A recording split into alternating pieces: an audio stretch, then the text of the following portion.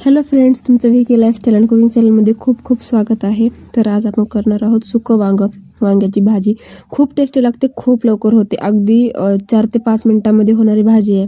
जास्त कटकट नको, काही कापणं पण नाही आपल्याला, कांदा टोमॅटो काहीच नाही, फक्त त्याला वांगे वगैरे लागतात, दुसरं काहीच लागत नाही. खूप सोपी भाजी आहे. नक्की ट्राय करा एकदा. चॅनलला सबस्क्राईब केलं असेल तर सबस्क्राईब पण करून घ्या. तर इथे घेतलेले आहेत वांगे, आणि वांगे जे आहेत ते असे आपल्याला कट करून घ्यायचे आहेत. त्याचे जे महागाचं जे देठ असतं ते थोडंसंच कट करून घ्यायचं, बाकीचं राहू द्यायचं आहे. नंतर जे आहे थोडेसे काटे काढून घ्यायचे आणि असे त्याचे 4 भाग करायचे आहेत आपल्याला. तर इथे बघा, सगळे वांगे जे आहेत ते असे मी कट करून घेतलेले आहेत आणि पाण्यामध्ये ठेवलेले आहेत मी, जेणेकरून वांगे जे आहे ते काळे पडायला नको.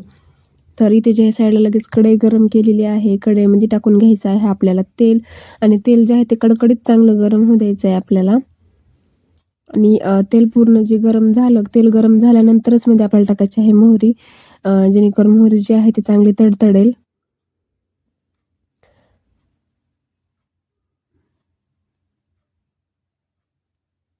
इथे बघा, मोहरी जी आहे चांगली तडतडली आहे. त्याच्यानंतर लगेच आपल्याला टाकायचं आहे मध्ये लसूण. लसूण चांगल्या तेलामध्ये जे आहे ते फ्राय होऊ द्यायचं आहे आपल्याला. जास्त करपू नाही द्यायचा, थोडासाच फ्राय होऊ द्यायचा आहे आपल्याला हे लसूण. आणि लगेच मध्ये जे आहे ते आपण वांगे जे कापून घेतलेले होते ते वांग्यामध्ये ॲड करायचे आहेत, पाण्यातले काढून. त्याचं पाणी थोडं असं काढून लगेच त्या कढईमध्ये वांगे जे आहे ते टाकून घ्यायचे आहेत. आणि ते टाकल्यानंतर चांगल्या प्रकारे जे आहे ते वांगे पण लसूण आणि तेल वगैरे सगळं काही त्या वांग्याला लागायला पाहिजे, लसूण सगळ्या वांग्याला लागायला पाहिजे, असं मिक्स करून घ्यायचं आहे आपल्याला. चांगल्या प्रकारे फ्राय 1 ते 2 मिनिट हलवत राहायचे. नंतर मध्ये जे आहे चवीनुसार मीठ टाकायचे, आणि वांग्याला जे आहे ते आपल्याला झाकू शिजवायचं. म्हणजे एकदा झाकण ठेवायचं, 1 ते 2 मिनिट राहू द्यायचं, आणखीन काढायचं, आणखीन 2-3 मिनिट राहू द्यायचं. म्हणजे 1 ते 5 ते 6 मिनिटांमध्ये वांग्याची भाजी जी आहे ती एकदम म्हणजे शिजून तयारच होते. जास्त वेळ नाही लागत त्याला. कमी गॅसवर ठेवायचा आहे, फुल गॅस करायचा नाही आहे आपल्याला.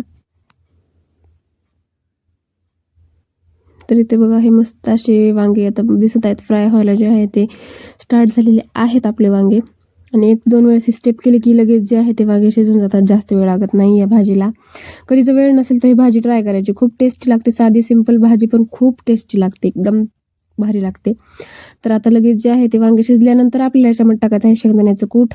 1 ते 2 चमच शेंगदाण्याचं मध्ये कूट टाकून घ्यायचं आहे आपल्याला. आणि त्याच्यामध्ये टाकायचं आहे आपल्याला अंबारी मसाला.